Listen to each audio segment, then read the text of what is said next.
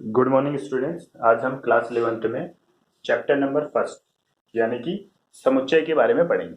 ठीक है, तो देखिए समुच्चय होता क्या है। सेट, जिसे इंग्लिश में सेट कहते हैं। अब देखो, आपने अपने दैनिक जीवन में अपने चारों ओर देखा होगा कि आपके चारों ओर क्या होता है, व्यक्तियों का समूह होता है।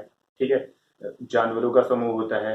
आप अपने घर पे जो है कप प्लेटों का सेट होता है, सोफा सेट होता है। तो जैसे आपका नाम से स्पष्ट हो रहा है, सेट यानी कि एक प्रकार के कुछ बहुत से ज्यादा क्या होंगे, चीजें होंगी, वो एक साथ अगर आती है तो सेट बन जाती है। ठीक है, लेकिन जो मैथमेटिक्स है इसमें जो समुच्चय होता है, सेट होता है, इसे डिफाइन करने के लिए आपको क्या करना होता है, एक वर्ड होता है सुपरिभाषित, यानी कि वस्तुओं का सुपरिभाषित समूह अगर कहीं पर है तो उसे हम समुच्चय कहेंगे।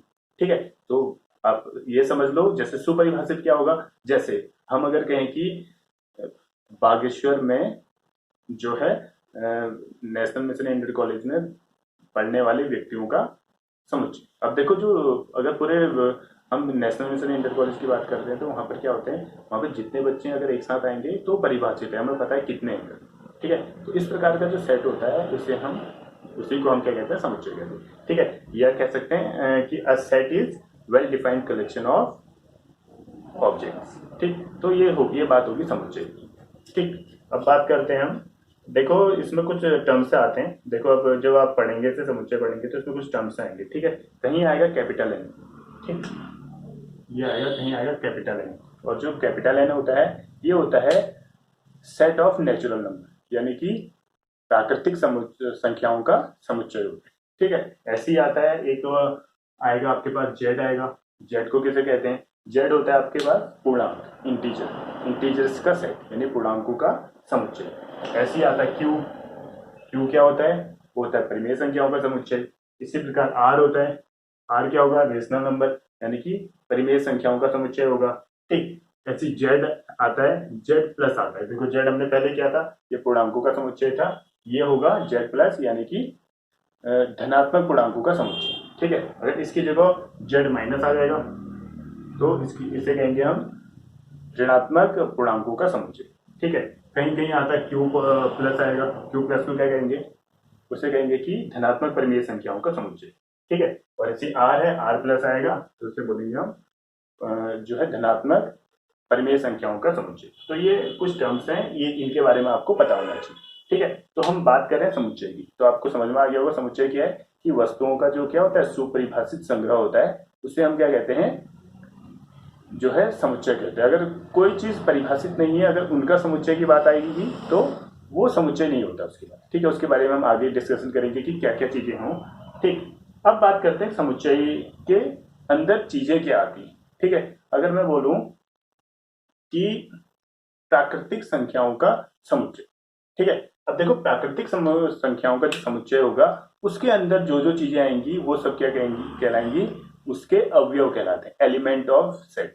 ठीक है, उसके अंदर मतलब जो समुच्चय के अंदर जो जो चीजें आएंगी, सुपरिभाषित जो संग्रह होगा उसके अंदर जो जो चीजें आएंगी वो उसके अवयव कहलाएंगे। ठीक है, अगर मैं बात करता हूँ कि परिमेय संख्याओं का समुच्चय, तो उसे हम ऐसे लिखते हैं। देखो, कोई समुच्चय हमारे पास ए है, ए इक्वल टू प्राकृतिक संख्या होती 1 2 3 4 डॉट डॉट डॉट, इसी तरीके से आगे अप टू 7, क्योंकि प्राकृतिक संख्या आपकी आगे तक होंगी। ठीक है, तो जो ये पर्टिकुलर नंबर होते हैं 1 2 3 4, ये इसके क्या कहलाते हैं, अवयव कहलाते हैं, एलिमेंट कहलाते हैं। ठीक है, और सबसे बड़ी चीज जो समुच्चय है, उसको लिखाने के लिए हमें इस ब्रैकेट का प्रयोग करना होता है। ये मतलब ब्रैकेट है, इसके अंदर आपको क्या करना होगा, उन संख्याओं को, उन अवयवों को लिखना होगा, और प्रत्येक अवयव के बीच में आपको कॉमा लगाना होगा। ठीक है, तो इस प्रकार से आप क्या करते हैं, समुच्चयों को लिखते हैं। ठीक है, अब देखिए आगे बढ़ते हैं हम। ठीक, अब देखो, समुच्चयों को निरूपित करने की दो विधियां होती हैं। ठीक है, समुच्चयों को निरूपित करने की होती हैं दो विधियां। क्या क्या होती हैं वो दो विधियां, देखिए। पहली विधि होती है, फर्स्ट मेथड होता है, ये होता है आपका रोस्टर रोस्टर ठीक, रोस्टर विधि होती है। और दूसरी विधि होती है, कौन सी, दूसरी होती है आपकी समुच्चय निर्माण।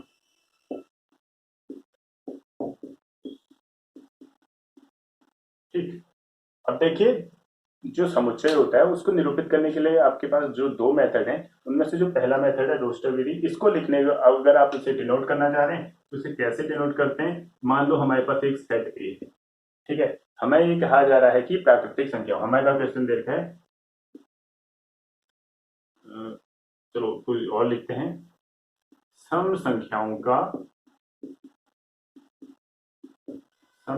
का समुच्चय। ठीक है, ये हमारे पास जो है प्रॉब्लम है, समस्या हमारे पास ये है, सम संख्याओं का समुच्चय प्रॉब्लम है, और हमने इसे डिनोट करना है, क्या डिनोट करना है कि इसे हमने रोस्टर विधि में लिखना है, कि रोस्टर मेथड से कैसे लिखेंगे आप। ठीक है, तो इसको लिखने के लिए आप क्या करते हैं, इसके लिए सबसे पहले अगर आप सेट लिख रहे हैं, समुच्चय लिख रहे हैं, तो उसके लिए आपने मुद्रा कोष्ठक लगाना है। अब आपको पता होना चाहिए जो सम संख्याएं कौन कौन सी होती है, कहाँ से शुरू होती है, 2, 4, 6, 8, 10, 12, 14, 16 ऐसी डॉट डॉट अप टू 100 होती है। अगर इसको हम क्या करें, ऐसे ही न्यूमेरिकल रूप में लिख दें, 2, 4, 6, 8, 10 dot dot dot up to 1।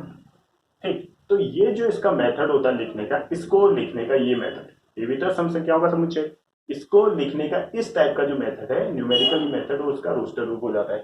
ठीक है, अब समुच्चय निर्माण रूप क्या होता है, देखिए इसको लिखने के लिए आप कैसे लिखेंगे, इसी को लिख रहा हूं मैं, देखिए ए इक्वल टू, देखो इसके लिए भी आपने क्या करना है, ब्रैकेट लगाना है, तो इसके लिए अलग कंडीशन होती है।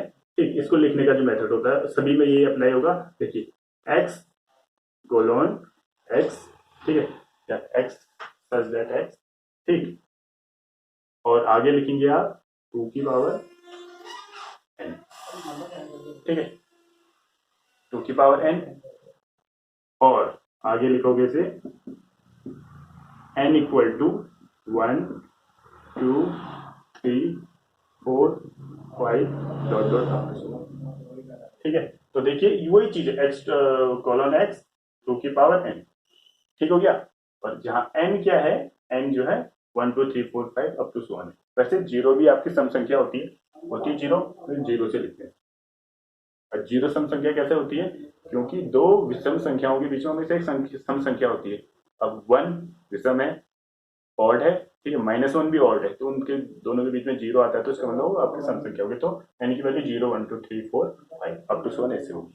तो ये बात होगी आपकी रोस्टर विधि और समुच्चय निर्माण विधि। तो आप समुच्चय निर्माण विधि को ऐसे लिखेंगे, ठीक है, एक्स कॉलन एक्स कॉमा करके 2 की पावर n के रूप, ठीक, ठीक हो गया। अब आगे बढ़ते हैं हम,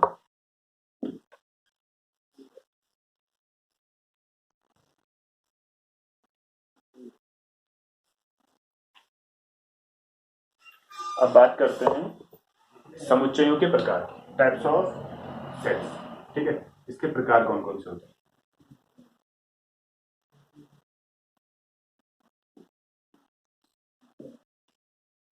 ठीक है, प्रकार, जो पहला प्रकार है इसका यह है रिक्त समुच्चय।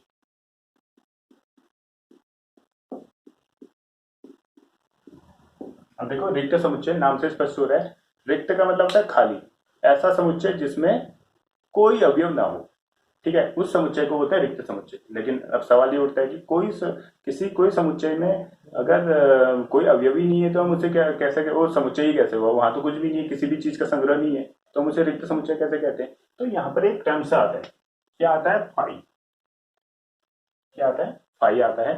तो अगर आपके पास यह है कि किसी भी समुच्चय में एक भी एलिमेंट नहीं है, तो उसमें हम मानते हैं कि उसमें फाई एलिमेंट है, ठीक है, उसे फाई से लिखते हैं, डिनोट किया जाता है, ठीक है, इसीलिए वो रिक्त समुच्चय। अब कुछ ना कुछ जीव, कुछ नहीं होगा, ऐसा तो हो ही नहीं सकता, तो समुच्चय ही कहाँ होगा, कुछ ना कुछ तो होना चाहिए, ठीक है। तो अगर किसी समुच्चय में आपको कोई भी एलिमेंट नहीं दिख रहा है, तो उसे हम कहते हैं रिक्त समुच्चय, लेकिन उसके अंदर एलिमेंट होता है, वो क्या एलिमेंट होता है, फाई होता है, तो उसे फाई लिखते हैं, या फिर उसे ऐसे ब्रैकेट से खाली इतने ऐसा डिनोट कर लो, तो हो जाएगा रिक्त समुच्चय, ठीक है। इसी प्रकार से अगला है एकल समुच्चय।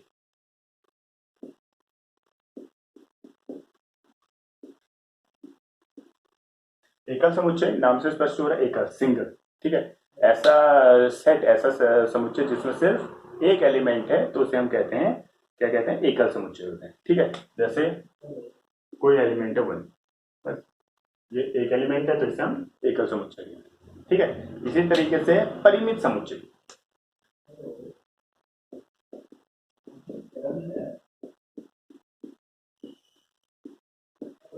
अब देखिए परिमित समुच्चय क्या हुआ, परिमित समुच्चय एक ऐसा समुच्चय होता है जिसमें उस समुच्चय में जो उसके अंदर के अवयव होंगे वो क्या होंगे, मतलब डिफाइंड होंगे, यानी काउंटेबल होंगे, गिन सकते हैं अगर आप उन्हें, तो वो आपका होगा परिमित समुच्चय। जैसे अगर इससे पहले मैंने आपको कहा था प्राकृतिक संख्याओं का समुच्चय, अब प्राकृतिक संख्या है तो डॉट डॉट इनफाइनाइट तक जाती है, तो वो परिमित नहीं हुआ।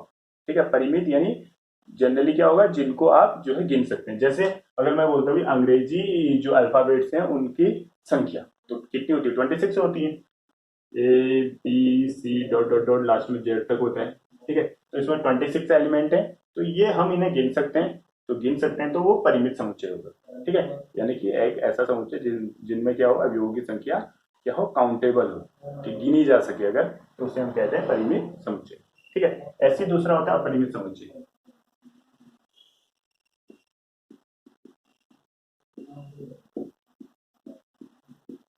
अब अपरिमित समुच्चय होता है यानी कि कहने का मतलब इनफाइनाइट सेट, इसका जस्ट उल्टा होगा।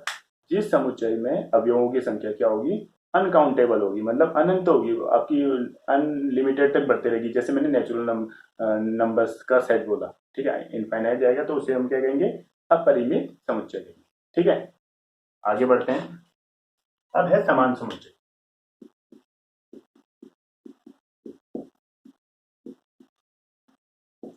समान समुच्चय नाम से स्पष्ट हो रहा है। ठीक है, दो सेट हमारे पास ए और बी इस तरीके से होने चाहिए कि ए का प्रत्येक एलिमेंट बी में होना चाहिए, या बी का प्रत्येक एलिमेंट अगर ए में है, तो ऐसा जो सेट है वो कहलाएगा इक्वल सेट, यानी कि समान समुच्चय कहलाएगा। ठीक है, एक जैसे होने चाहिए। ठीक है, चाहे आगे पीछे हो चल जाएगा, लेकिन जो ए में है वो बी में होना चाहिए, जो बी में है वो ए में होना चाहिए। तो ऐसा समुच्चय क्या कहलाता है, वो कहलाता है समान समुच्चय।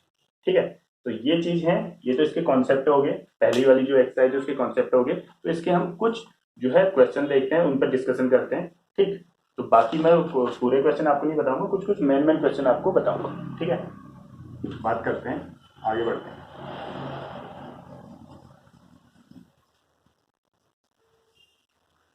देखिए क्या है, हमने पहले सबसे एक्सरसाइज है 1.1।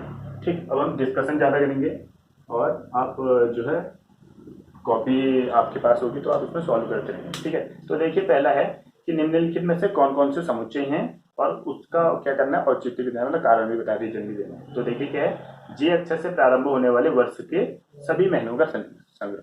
तो देखो, जे से शुरू होने वाले जो महीने कौन कौन से होते हैं, जनवरी होता है, ठीक है, जून होता है, जुलाई होता है, तीन ही होते हैं, तीन ही तो होते हैं। ठीक हो गया, तीन होते हैं, तो इन तीनों का समुच्चय, ये क्या एक समुच्चय है या नहीं है। तो देखो, जनवरी भी है, जुलाई भी है, जून भी है, तो तीन चीजें तो है, बन सकता है समुच्चय। ठीक है, परिभाषित है। ठीक है ना, वो चीजें मेन चीजें परिभाषित होनी चाहिए चीजें, तो अगर परिभाषित है तो इसका मतलब वो समुच्चय होगा। ठीक है, तो तीनों को हमें पता है, महीने के 12 महीने होते हैं, 12 में से उन तीनों को लेना है, उनको हमने सेट्स के रूप में बना लेते। ठीक है, ऐसे अगला है भारत के 10 सबसे अधिक प्रतिभाशाली लेखकों का संग्रह। अब भारत के क्या होने चाहिए, 10 सबसे प्रतिभाशाली यानी कहने का मतलब है जीनियस जिन्हें कहते हैं। ठीक है, उनका संग्रह बनाना है, जो 10 सबसे प्रभावशाली क्या लेखक है। अब देखो यहाँ पर जरा डाउट है, प्रतिभाशाली जो शब्द है इसकी डेफिनेशन श्योर नहीं है। किसी के लिए आपको कोई दूसरा लग सकता है, बहुत अच्छा लेखक, मेरे को कोई दूसरा लग सकता है, अगले को कोई दूसरा लग सकता है। तो ये जो है सेट जो है नहीं बनेगा। क्यों नहीं बनेगा ये, क्योंकि हमें पता ही नहीं परिभाषित एक्चुअल में है क्या, उसके पैमाने क्या है, पैरामीटर क्या है, हमें पता नहीं कि क्या वो परिभाषित है या नहीं है। अब ऐसा तो कोई क्राइटेरिया है नहीं, हमारी नजर में कोई दूसरा लेखक अच्छा होता है, फेवरेट होता है ना, तभी कोई प्रतिभाशाली हुआ तभी तो किसी का फेवरेट बनता है। तो इसलिए हम नहीं कह सकते हैं कि ये परिभाषित है, तो इसका मतलब ये वाला जो है आपका जो समुच्चय नहीं होगा। ठीक हो गया, ऐसी है थर्ड वाला, क्या है, विश्व के सर्वश्रेष्ठ 11 बल्लेबाजों का संग्रह। अब क्रिकेट में सर्वश्रेष्ठ 11 बल्लेबाज कौन है, इनका भी हम इस प्रकार से कोई भी जो है नहीं लगा सकते हैं, किसी एक अकॉर्डिंग जो है परिभाषित नहीं कर सकते, तो ये भी आपका समुच्चय नहीं होगा। ठीक है, ऐसी फोर्थ देखते हैं। फोर्थ है आपके कक्षा के सभी बालकों का संग्रह। अब ये तो कर ही सकते हैं, कितने बालक हैं, तो मान लो 50 की क्लास है, 50 की क्लास है, तो 30 आपकी बॉयज होगी, तो आप उनको देख सकते हैं, आपको पता है कितने हैं, तो ये परिभाषित है, इसका मतलब ये क्या होगा, समुच्चय होगा।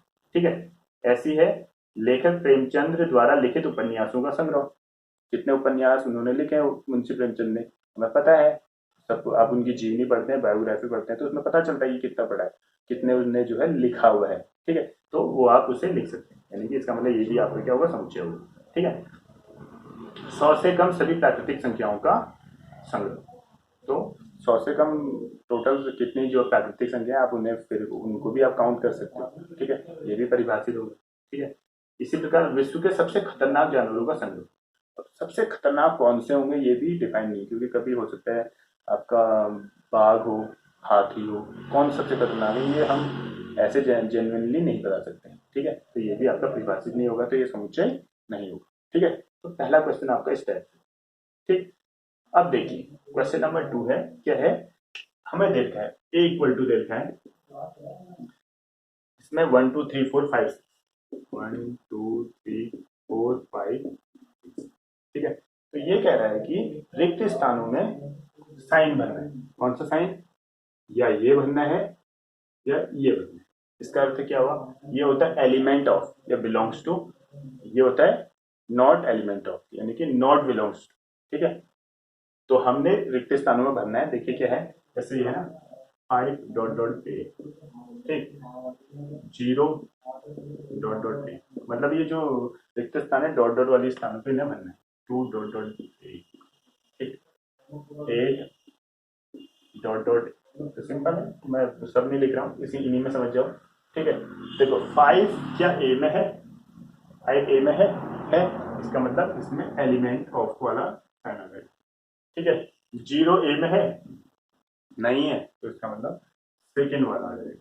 ठीक है, ऐसे ही 2 ए में है, ये वाला आ जाएगा। ठीक है, 8 ए में है, नहीं है, तो इसमें डज नॉट एलिमेंट ऑफ या डज नॉट बिलोंग्स टू आ जाएगा। ठीक है, तो ये हो गया क्वेश्चन नंबर 2, तो सिंपल है, आप समझ जाएंगे इसे।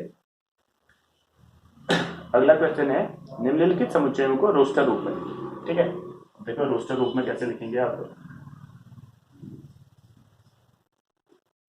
रोस्टर रूप में लिखना है, जो मैं हमने मेथड शुरू में पढ़ रखा था।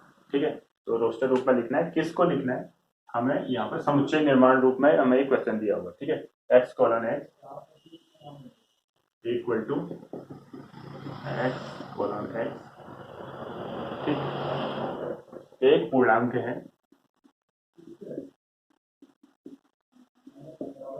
और एक पूर्णांक है और -3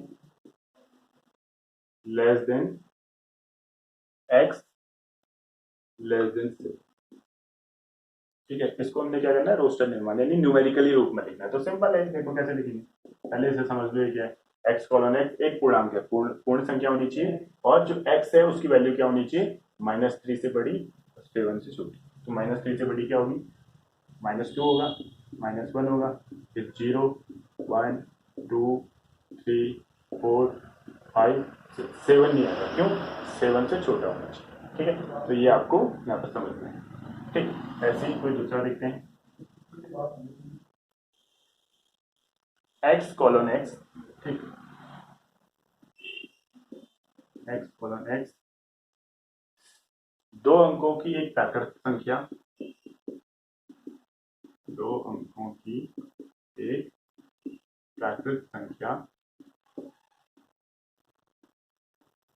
दो अंकों की एक प्राकृतिक संख्या, ठीक, जिसके अंकों का योगफल 8 है, जिसके अंकों का योग कितना है, 8। ठीक है, तो दो अंकों की एक ऐसी प्राकृतिक संख्या जिसके अंकों का योग 8 है, तो बस सिंपल है, लिख लो। से क्या होगा, जैसे 1 से शुरू करते हैं, 1 और 7, ठीक, 1 7 हो जाएगा, 2 6 3 5, अब देखो प्लस करके 8 आना चाहिए, 4 4, ठीक, और फिर 5 3, ठीक, 5 3 हो जाएगा, और हो जाएगा 5 3 के बाद 5 3 6 2 7 1, और 8 और 0 होगा, 1 2 3 4 5 6 7 8, 8 नंबर। अब 0 8 नहीं होगा, क्यों नहीं होगा, 0 8 होगा, नहीं होगा, देखो 08 नहीं होगा, क्योंकि 08 क्यों नहीं होगा, वो 2 अंकों की संख्या है ही, 08 1 ही तो अंक है, ठीक है। 2 अंकों की एक ऐसी संख्या होनी चाहिए। अब देखो 0+8 अगर होता तो 8 आता, लेकिन वो 2 अंकों की नंबर नंबर नहीं है। 8 अपने आप 08 को मैं 80 तो लिखता हूँ, वो 1 नंबर है, ठीक है। 802 नंबर है, 2 डिजिट वाले नंबर है, ठीक है। 80 है, ठीक। ऐसे आगे बढ़ते हैं, देखिए एक है सी, ये है x कॉलन x, ठीक। ट्रिग्नोमेट्री, ट्रिगोनोमेट्री शब्द के अक्षरों का समुच्चय, ठीक है। जो ट्रिग्नोमेट्री शब्द है इसके अक्षरों का समुच्चय हमने लिखना है, तो सिंपल है, और भी सिंपल हो जाएगा। कैसे लिखेंगे देखो, अब देखो यहाँ पर एक अलग क्वेश्चन है, इसमें एक वर्ड हमेशा 2 बार नहीं आता, किसी भी समुच्चय में एक वर्ड 2 बार नहीं आएगा, ठीक है। एक वर्ड एक ही बार आएगा, तो क्या होगा देखो, TRIGONME,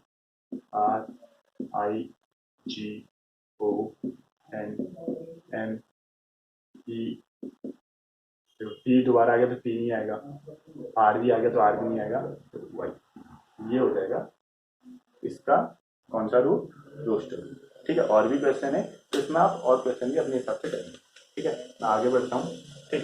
अगले क्वेश्चन में, तो अगला क्वेश्चन क्या होगा, हमने अब क्या होगा, रोस्टर रूप में दिया होगा, हमने उसे समुच्चय निर्माण के रूप में लिखना है, ठीक है। तो देखो क्वेश्चन ये है कि हमने समुच्चय निर्माण रूप में लिखना है। तो देखिए पहला क्वेश्चन क्या है, 3, 6, 9, 12,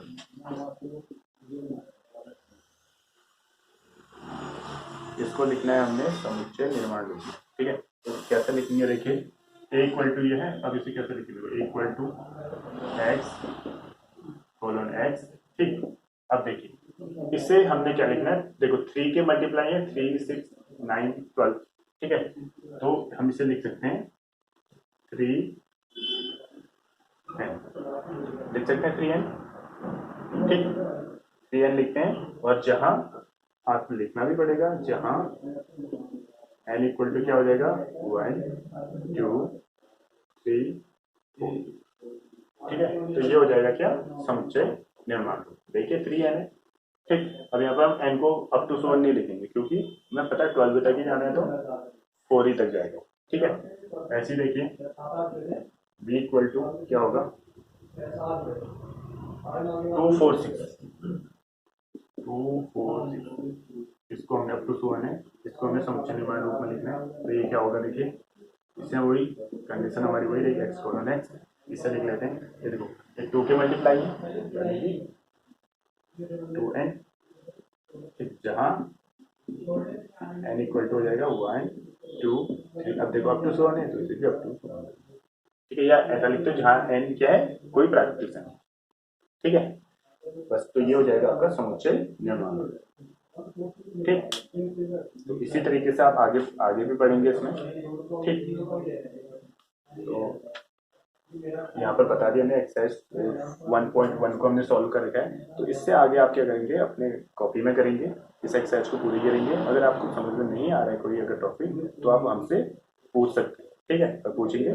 फिर उसके बाद अगर कोई प्रॉब्लम होगी तो आप इसमें कमेंट बॉक्स में लिखिए, तो उस प्रॉब्लम को हम अगली वीडियो में आपको सॉल्व करेंगे, ठीक है। तो तब तक के लिए थैंक यू, बाय।